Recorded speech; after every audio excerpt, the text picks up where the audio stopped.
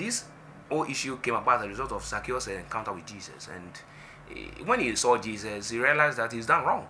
And so he decided to give back all those people that he has unlawfully taken from through tax and all other underdealings and illicit means of getting money from the people. And so the undertone for this particular campaign has to do with learning from Zacchaeus, who really, when he met Jesus, he was able to decide that he was going to give back to society and all people who have wronged him, and also give them in fourfold, which we call a reparation. And so we are saying that people have been wronged, people have been unlawfully maltreated financially, they have been deprived of what belongs to them. People in communities where mining has taken place, they've not gotten benefit of the mining that has taken place, the finances. And also people have gotten tax evasions and tax avoidance and tax whatever illegal means through tax haven, and people have been given tax exemption, and therefore it has deprived the communities and the country that's supposed to get it for development. And so we are coming with the point that if Zacchaeus knew very well that he will cut a point and realize that he has done wrong to the society, then he has to pay back. He said, I'm going to pay back. So we are entreating almost every institution and all other bodies and all other countries and all other regimes that have wrongly taken from the society to bring it back, because the society needs a lot to make up for all the things that we have lost, and also to restore any economic misfortune that has taken place in the life of people. So what we are saying is that we are calling for the enactment of progressive wealth taxes at global and national level to curb the growing concentration of wealth in the hands of an increasingly powerful few, hand to hand with increased public spending to stamp out poverty. And also we are demanding for a stop to tax evasion and avoidance by multinational corporations and also individuals. We urgently call for progressive carbon and pollution taxes at different levels to protect our only planetary home. We call for the immediate implementation of financial taxation tax on trade in equities, bond, currencies, and derivatives to curb harmful speculative activities. And if I say we, I mean here the World Council of Churches, the Council for World Mission, the WCRs, and also the Methodist Church Universal, and also all. I mean, the World Council of Churches is inclusive of all the Council of Churches in Africa and in the world. And so we are all coming to say that, look, the world has not been dealt with well. And we are asking everybody, in fact, we are demanding for debt cancellation as a further measure to bring reparation and restoration to nations impoverished by transatlantic trade, slave trade, and struggling with the impact of runaway climate change. We are saying that this must be done, and this must be done with sense of expediency. Now, this didn't stop with the multinationals. This also has to do with the church.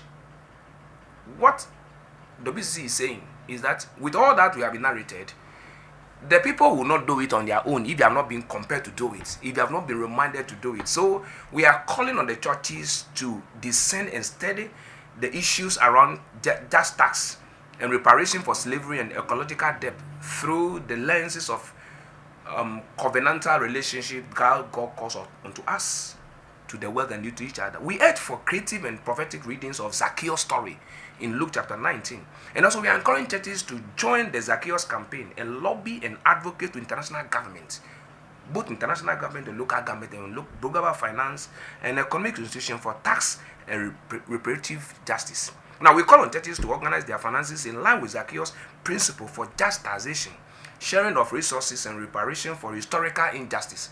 It has come up clear that indirectly the church got involved in slave trade. I mean, Anglican Church wasn't mad directly, but some fund that came from the church was used for the transportation. Instead of investing somewhere, it was used in buying what we call ships for taking the slaves away. And they made money, and the money has been invested. In fact, so much money. We are saying that the church to stamp its authority and say that this thing must come back to us. We have a lot to do. We have a lot of gap in terms of infrastructure, in terms of health, in terms of education. And these must come to, because we were deprived of our human resource, we were deprived of our natural resource, we were deprived of things that would develop us. And the church must stand up and let its voice be heard so that all these things are brought back to us. And we believe and trust that when this is done, it will be done well. But what are we saying again? We are saying that climate emergency demand tax justice now. And what does it mean? Poor and climate vulnerable countries need about 127 billion in climate adaptation finance by 2030 and double that by 2050. In addition, frontline countries and communities must be compensated for loss and damage costing between 290 to 580 billion cedis. It is told that the richest, which are at 5%, only 1%, produce 15% of the world carbon emission, 2 times the combined impact of the poorest 50%.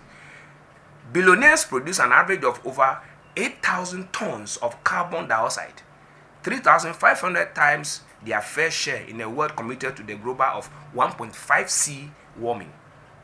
What we are saying is that polluters pays principle demand that those who contribute most to the climate change pay for the cost of adaptation as well as the loss and damage. Taxation is a variable mechanism for making pollution. And so what are we saying? What we are saying that there's a need to correct the mistakes. We need 9.2 trillion annually to respond to current challenges, to pay back the physical measures already announced to combat the pandemic after COVID. COVID has added to our challenges we are facing already. We need to repay 1.244 trillion per year over 10 years to be able to overcome this situation. The Global South did equivalent of 283 million a year over the next 10 years to overcome COVID-19 and its immediate economic impact. 3 trillion per year is needed to decarbonize the global economy and fight climate breakdown. 3 trillion per year is needed to achieve the UN Sustainable Development Goals. These are the things we need. But where would the money come from? The money is in the hands of 1% global rich. So the word is saying that they have to bring the money. And we are saying that Zacchaeus set the example in the scripture that when he saw that Isaiah wrong, he brought back what is with him. They have the money with them. They have more trillions of money with them. If the church doesn't stand up, if the church doesn't follow the crusade, if the church doesn't see to it that is done, nobody will do it. And that's what the ZacTax campaign, which was launched in South Africa just last Saturday, 20th May, was all about. And I believe that the word must hear the church.